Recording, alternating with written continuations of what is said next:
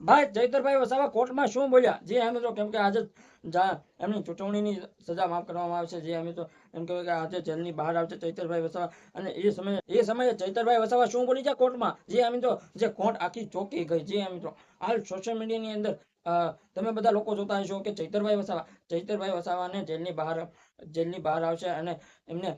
જેલની બહાર કાઢવા માટે આદિવાસી સમાજના લોકો ઘણી કોશિશ પણ કરતા હોય છે અને હવે આખરે ચૈતરભાઈ વસાવા આજે 5 તારીખ છે એમને હાઈકોર્ટે લઈ ગયા છે અને એ બાદ હાઈકોર્ટે લઈ ગયા હતા અને આજે એમને જામીન મળી ગયા છે અને ચૂંટણીની મંજૂરી થઈ છે જે આમ તો તમને બધા લોકોને ખબર છે કે ચૈતરભાઈ વસાવાની ચૂંટણીની મંજૂરી થઈ એ ખૂબ સારા વાળા મોટા સમાચાર આવ્યા હતા હાલ સોશિયલ મીડિયાની અંદર એવું કહેવાય છે કે ચૈતરભાઈ વસાવે શું કહી દીધું છે જે અમે તો ચૈતરભાઈ વસાવે એવું કહી દીધું છે કે હું આમ આદમી પાર્ટીમાં નેતા છું અને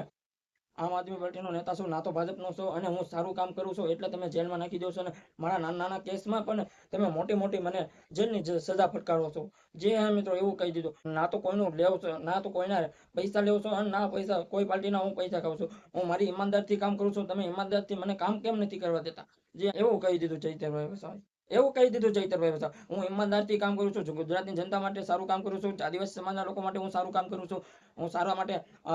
સારું કામ કરવા માટે નેતા બન્યો છું ના તો બુરું કામ કરવા માટે એવું કહીએ છે આખી